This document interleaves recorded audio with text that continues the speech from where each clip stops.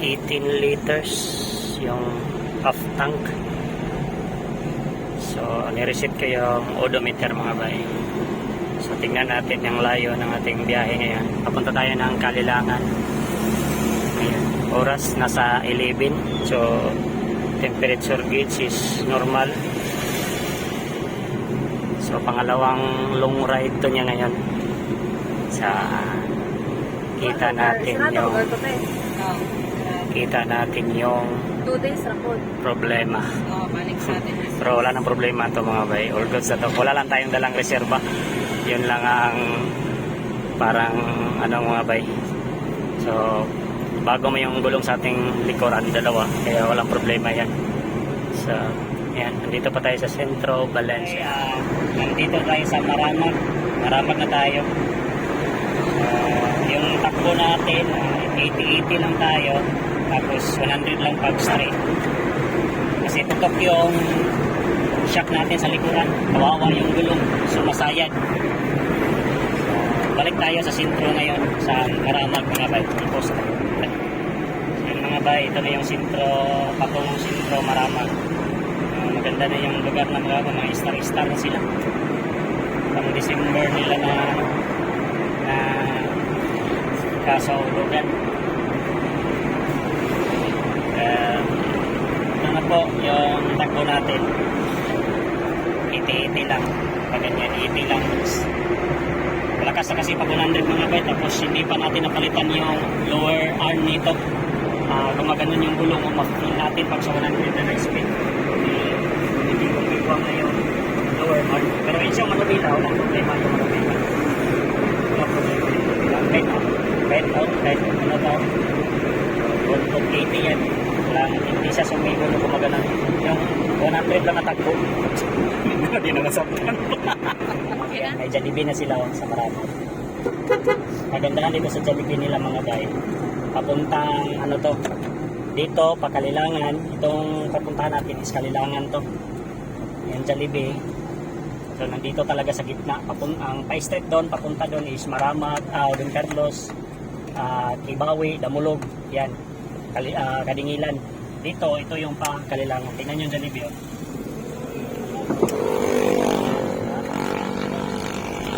Jollibee, no? Kaming pagkaunan mga bay, kumakain muna kami. Kita muna kami ng pagkainan dito. Doon kami kakain mga bay sa suki namin, dyan sa may terminal. Dyan tayo pupunta.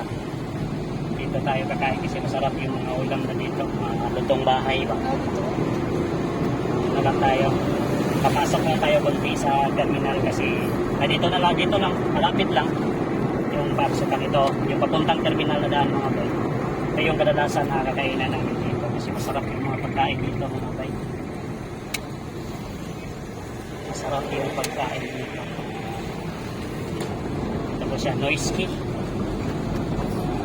Sino yung biyahe papunta doon? Kami dati dito talaga kami kakain kasi mura lang yung ulam dito. Tapos ano pa? May pakinganan pa may pakinganan. Pag-iit man kung bigyan natin, hindi lang pa dito. Ganyan lang. Ganyan lang.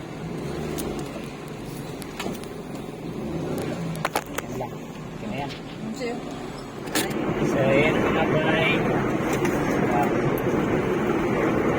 Punta na tayo ng Kalilangan. So na tayo sa Biscam.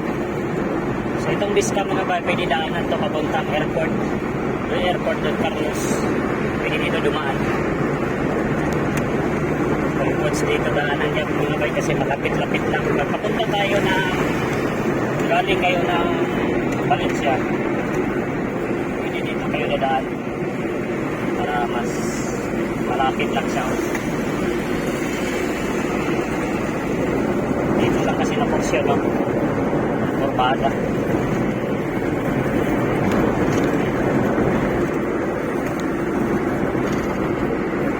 Sa sige, ito yung entrada papasok sa airport mga guy. Ito yung nadaan. Nadaan yan. Pag dito kayo, pag isang kurbada yung maglitan nyo dito. Dandahan na kayo mga bay dito. Dandahan na kayo. So nilagyan ko ng street light para ito yung palatandaan. Malapit yan ang papasok sa airport. Ito na crossing mga bayo. Yan. Yan po na. Sa pangalawa pala na crossing. Hindi pala dito. Sa pangalawang crossing pala yan. Sinimangan na ang bao-bao. Tsaka mo to. Yan. Yan po papapasok sa airport. Ito papunta to na Kalilangan. Ang video kaya mo po kihaan dito. Papunta na tayo ng Kalilangan mga bay. So update lang tayo pag karating natin sa sentro Kalilangan mga bay. Let's go. Ayan, San Miguel na tayo mga bay. Ito ang ilang kabalay. Ito rin ilang isa kabalay. Ayun. San Miguel man eh.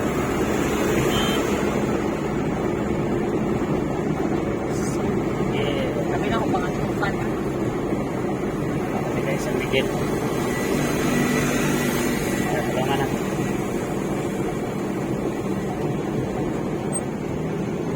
Alam? Nantukan tayo mga bay. So, sa mataas na tungason nito, yung taas is tama-tama lang yung temperature natin. Nasa gitna lang talaga. So, gitna lang siya. So, paalam na dito mga bay. Kailangan na yung episode ng paalam. Ganda yun dito na lugar.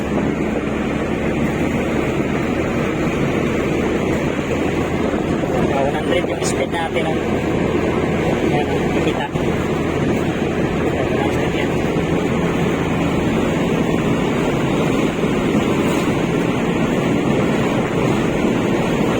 Ayan, nandito na tayo sa Pangantukan. I need some. Pangantukan na kami mga bay. Ayan, so bumili kami ng ng kindi kaya naglain ng paminaw sa isa. One anad. So hindi kami nag-aircon mga bay kasi hindi kakayanin sa ating aircon kasi hindi pa napalitan natin yung ating tinatawag na condenser sa aircon mga bay. Kaya yun. Wala na muna tayo. Ganun lang tayo. Chill. So okay naman. So tuloy-tuloy lang yung biyahe. Walang problema man. Yan. So, kita-kits sa sentro Kalilangan mga bay. Pamalinaw pa kami mga bay ha. Yan mga bay. Welcome to Kalilangan na tayo mga bay. Kita niya dyan. Welcome. Welcome Kalilangan. Diba? Welcome Kalilangan na tayo. Yan. Dito na tayo pa. Kalilangan na tayo mga bay. Tapos pamalinaw na tayo. So yung tinakbo natin 58.9 kilometers dyan sa welcome to Kalilangan. So pa-honto na daan mga bayo. So yung kabyada natin kwarta lang, tinta kwarta natin para may may low gear ba, may engine brake. So wala na tong engine brake mga bay kasi yung secondary nito ay yung tawag nito, yung pulya is naka-direct. Planohan ko pa ito bilihan mga bay para para hindi siya direct mga bay yung original talaga kasi yun ang mag-engine brake sa ating sasakyan. So ayan, so balikan kayo mga bay pag karating natin sentro Kalilangan mga bay. So ayan mga bay, dito na tayo, malapit na tayo sa Kalilangan sentro. Ihi na ako mga bay kaya umihi tayo. Ihi ka? Dari agi. Oh, dari dos. So, yan. So, all goods lang yung biyahe natin mga bay. So, all goods lang yung temperature natin. Hindi siya umaakyat. So, thank you Lord. Maganda at maayos yung sasakyan na to. So, dito pangiyo.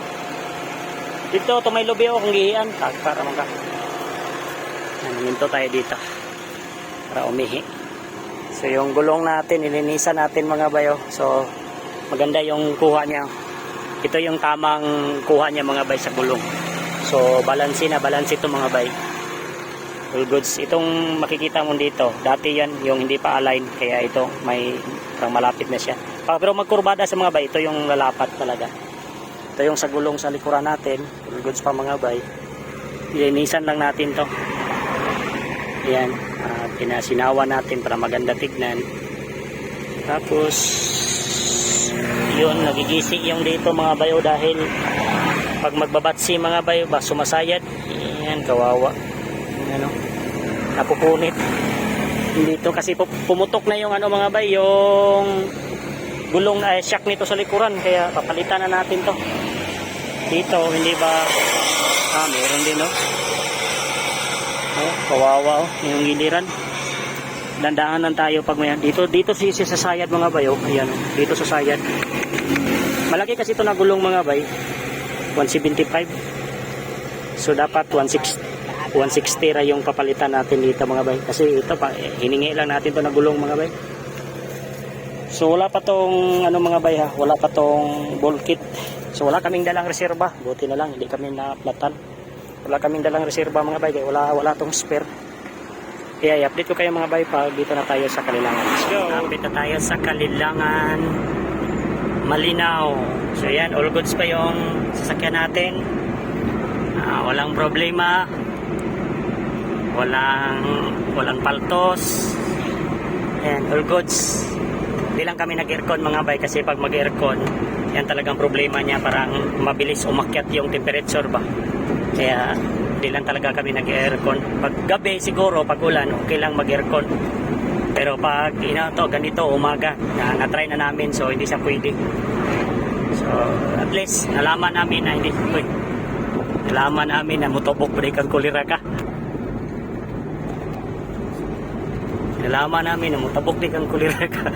Pero tayo 76.7 kilometers yung tinakbo natin papunta dito sa Kalilangan, Malinaw, Kumbinto mga bari. So nandito pa yung sasakyan dati na dito ako na master mga bay. Ito na sasakyan, gasoline to, hindi ko lang alam kung okay pa ba to. Mabuti pa siguro ito na lang ang bilhin ko mga bay ba, palit ko dito kasi gusto ko mag-upgrade eh. Ito mga bay, i-announce ko na bibitawan ko na to. So okay siya sa long ride mga bay, huwag lang kayo maggamit ng aircon kasi hindi talaga siya pwede pag mag-aircon mga bay. Pag gabi or ulan, all goods, pwede siguro siya mga bay. Pero pagpalitan siguro to ng radiator na bago at saka condenser, all goods to mga bay. Walang problema to. Yan, maganda naman yung temperature. Pag sa akyatan mga bay, dito lang talaga siya sa gitna. Normal naman yan sa gitna mga bay, wala naman problema. So kunti lang yung kinain sa aming gaso, parang isang bar lang kunti. Tapos 76.7 kilometers yung tinakbo namin. So yan, yung temperature normal lang talaga. So thank you Lord, nakakarating kami dito na safe mga bay. So yan, kita-kits sa pag-uwi namin mga bay. Let's go!